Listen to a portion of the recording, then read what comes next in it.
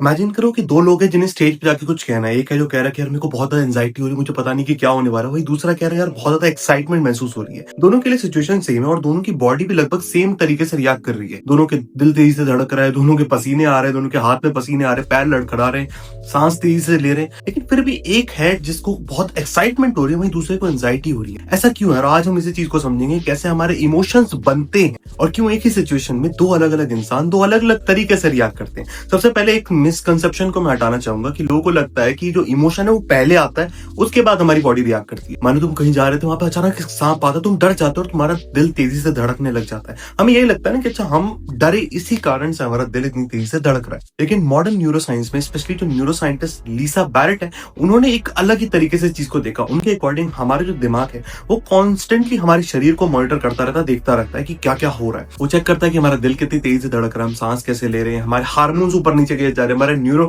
Chemicals जो है वो किस तरीके से काम कर रहे हैं, बॉडी का टेम्परेचर, वो इन सब को देखता है और इन सभी सेंसेशंस को मीनिंग देता है कि अच्छा ये दिल इस कारण से इतनी तेजी से धड़क रहा है या फिर ये चीज इस तरीके से हो रही है। मतलब कि इमोशन जो है खुद ब खुद नहीं आते, उसे हमारा शरीर कह लो और हमारा दिमाग, वो दोनों मिलकर एक्टिवली बनाते हैं, एक्टिवली कंस्ट्रक्ट करते हैं। दूसरी बात ये, हमारा जो दिमाग है वो प्रिडिक्शन की एक मशीन है, कोशिश करता रहता है कि हमेशा कुछ ना कुछ पता लगाता रहे कि ऐसा क्यों हो रहा है। अगर हम लीसा और प्रेडिक्टिव प्रोसेसिंग मॉडल के अनुसार देखें, हमारा बॉडी गेस करता रहता है, साथ ही साथ हमारी बॉडी ये सवाल करती रहती है कि हमारे अंदर जो हो रहा है, कुछ भी अगर हो रहा है, उसका मतलब क्या। अगर हमारा दिल तेजी से धड़क रहा है तो उसका मतलब क्या है? क्या वो डर है, क्या वो एम्बैरेसमेंट है, क्या वो एक्साइटमेंट है, क्या वो नर्वसनेस है, क्या वो एंटिसिपेशन है, फिर क्या पता हमारे पीछे कुत्ता पड़ गया, कुछ भी हो सकता है। और वो इन सब के आंसर्स भी देता है, लेकिन इनकी जो आंसर है वो डिपेंड करते हैं उस पर्टिकुलर इंसान के पहले के अनुभव, पास्ट एक्सपीरियंसेस के ऊपर, मेमोरी के ऊपर, उसकी अभी जो स्थिति है, कॉन्टेक्स्ट है उसके ऊपर, और साथ ही साथ उसके कल्चर के ऊपर। मतलब कि इमोशन सिर्फ सिचुएशन से नहीं आता, उसमें 3 चीजें हैं। पहली कि तुम्हारी बॉडी किस तरीके से काम कर रही है,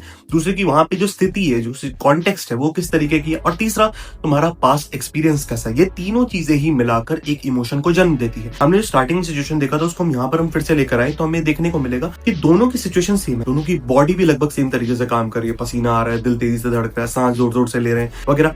साथ साथ दोनों का कॉन्टेक्स्ट भी सेम है कि दोनों को जाके स्टेज पे बोलना है। लेकिन बात आती है यहाँ पे पास्ट एक्सपीरियंस अलग अलग, कि एक है जो बहुत एक्साइटेड हो रहा है बिकॉज अच्छे पास्ट एक्सपीरियंसेस है, वही जो दूसरा है उसके पास्ट एक्सपीरियंस उतने अच्छे नहीं है, दैट्स व्हाई वो उतना ज्यादा एक्साइटेड नहीं, उल्टा वो एंशियस हो रहा है, उसे एंजाइटी हो रही है। इसी से हम ये समझ सकते हैं कि क्यों एक ही सिचुएशन में लोग अलग अलग तरीके से व्यवहार करते हैं। और इस चीज के ऊपर एक साइकोलॉजिस्ट भी बात करते हैं, रिचर्ड लजारिस, जिन्होंने अप्रेजल थ्योरी दी थी, जिन्होंने बोला था कि इंसान के अंदर जो इमोशन आते हैं वो इवेंट से नहीं आते, वो आते हैं तो उस इवेंट की इंटरप्रिटेशन से। तुम्हारे साथ कुछ हुआ, उस घटना को तुमने देखकर किस तरीके से समझा, क्या याद करा, किस तरीके से उसका इंटरप्रिटेशन निकाला, उसके बेसिस। लेकिन इसके साथ एक और चीज है जिसके ऊपर मैंने भी अपनी वीडियो में कई बार बात करी, वो है कि अमीगडाला जो है एक फियर सेंटर। इवन दो ये टोटली सही नहीं है, लेकिन मैं इसको इस तरीके से इसलिए कहता था ताकि लोगों के लिए समझना थोड़ा आसान। रियलिटी में क्या है, जो इमोशन है वो सिर्फ एक एरिया का प्रोडक्ट नहीं होता है, वहां पे बहुत अलग अलग एरिया एक साथ काम करते हैं, एक नेटवर्क है जो एक साथ मिलकर एक इमोशन को लेकर आता है, जहाँ पे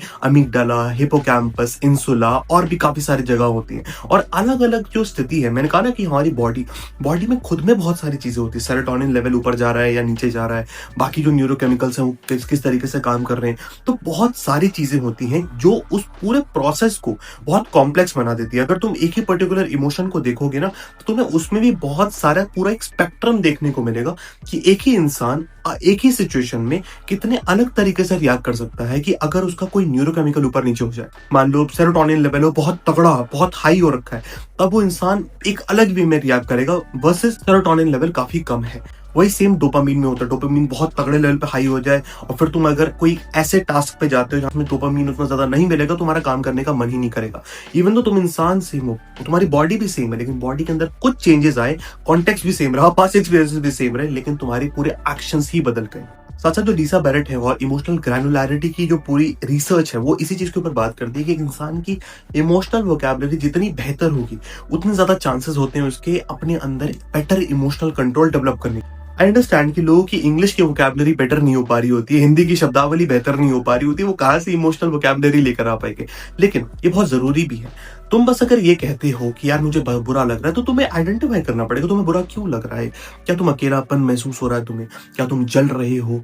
क्या तुम्हें डिसअपॉइंटमेंट महसूस हो रही है? हारा हुआ महसूस हो रहा है तुम्हें? शर्म आ रही है? गिल्ट हो रहा है? ऐसे बहुत सारी चीज़ें होती हैं और ये सब जो चीज़ें हैं ना, इनकी नॉलेज तुम्हें मिलती है सिर्फ नॉलेज से नहीं, सिर्फ किताबी ज्ञान से नहीं। किताब तुम्हें मदद करती है सिचुएशन को आइडेंटिफाई करने के लिए, पर तुम्हारा खुद का एक्सपीरियंस होता है जो तुम्हें एक बेटर लर्निंग देता है। दैट्स व्हाई तुम्हें अलग-अलग सिचुएशन में जाना पड़ेगा with a pre existing knowledge, एक प्रीटेक्स्ट के साथ। दैट्स व्हाई तुम्हें काफ़ी सारी चीज़ें समझनी पड़ेगी एंड दैट्स व्हाई मैं ऐसी वीडियोज़ बनाता हूँ ताकि तुम मेरी वीडियो से बहुत सारे सिचुएशन को थोड़ा बहुत भाँप सको। और अगर तुम्हें चाहिए कि अपनी इमोशनल वोकैबुलरी को कैसे बेहतर बनाए, तो मेरे को ज़रूर बताना, मैं उसके ऊपर वीडियो ज़रूर बनाऊँगा। खैर, आई होप तुम्हें ये वीडियो पसंद आई होगी। अगर तुम मेरे साथ बात करना चाहते हो तो मेरे डिस्क्रिप्शन में एक लिंक देखने को मिलेगा, उसे चेकआउट ज़रूर करना। मैं मिलता हूँ किसी और दिन, तब तक के लिए बाय बाय।